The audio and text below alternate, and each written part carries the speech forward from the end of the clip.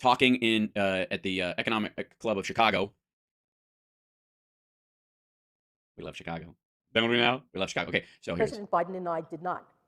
Instead of contracting, the economy has continued. Some forecasters thought a recession last year was inevitable. President Biden and I did not. Instead of contracting, the economy has continued to grow, driven by American workers and President Biden's economic strategy. Yep.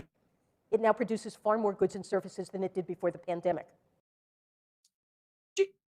The data released just this morning shows strong economic growth in 2023, 3.1% over the course of the year.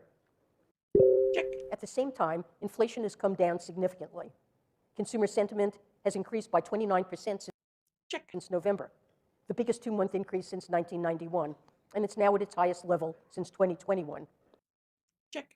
And the labor market is healthy. A Newsom Whitmer ticket? Killer. That's a great idea. Age labor force participation rate is up over 2 percentage points from January of 2021. And where, by the way, we're almost at a point where there were more jobs than people in general. Like, again, this is all that one of the hidden details that nobody ever brings up about the labor market right now is the fact that there are so many open jobs and some that they just stopped looking. Was above its pre-pandemic. Not the people, not the employees, which is how it used to be. The employers, they're like, we just don't have, we're gonna have to find a way to move this work to like 5 of the people we have here because we could afford another person, but we can't find another person. So we're gonna have to pay these 5 people that we have a percentage higher to do the extra work of that one employee that we would bring in, just spread it out evenly. And that's part of the reason why wages are rising, because you don't thin the work out over an available workforce. Pandemic peak for all of 2023. The unemployment rate is near historic lows. It has been below 4% for 23 months now. 23 months. Let's go, Brandon. Which is a stretch that has not been seen during the last 50 years. Like our response to the pandemic, our recovery matters. It matters for the middle class. Household median wealth increased by 37% between 2019 and 2022, and this is the largest 3-year increase on record. Real wages have risen from their pre-pandemic levels, especially quickly for middle-income households. Did you hear that part? Listen to that again. And because wages have Hold on. Oh, it's not backing up. Hold on, I gotta put this on the screen. risen more than real wages have risen from their pre-pandemic levels, especially quickly for middle-income households. Real wages have risen from their pre-pandemic levels. Check. And because wages... By the way, if anybody thinks that you recover from something like COVID, and because, Biden's biggest problem right now might be that he's making it look easy. Honest to God.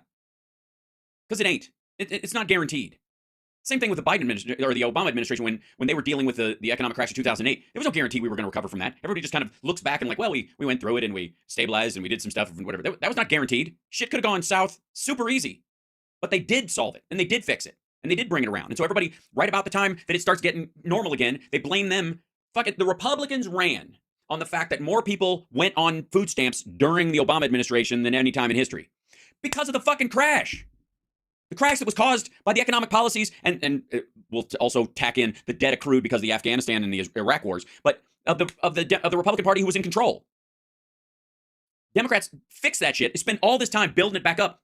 And the fucking TYTs of the world pull this "what have you done for me lately" horse shit. And the only difference between during the Obama years and the Biden years is that they're not waiting for the end of the 8-year cycle to start bullshitting about that.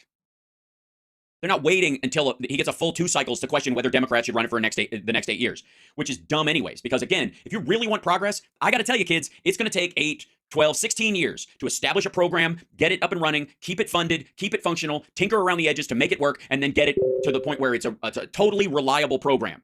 It takes 2 presidencies to do that. And if you throw in like, well, I don't know, I don't like it this way, let's just go this way for a little while, which is the fucking TYT method. Like they make money when the world is wrecked, so they live off the fucking. They're like a stupid, sickly, fat, sweaty, gross version of the dragons in Reign of Fire, where they live off ash. They eat ash. So their whole point is just that's why they breathe fire in the first place, is because they eat ash. That's what TYT lives off, the ashes of society. If there was an actual solution to any of this shit, they'd be done. Fucking going back to like Cenk and Anna playing Spot the fucking Camel Toe.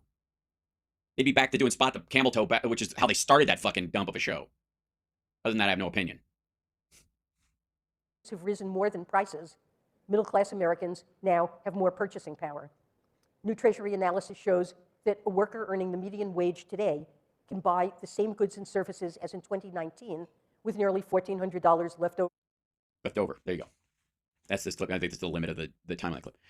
That is. Some forecasters thought. Yeah. If you are selling, if you live off of ash,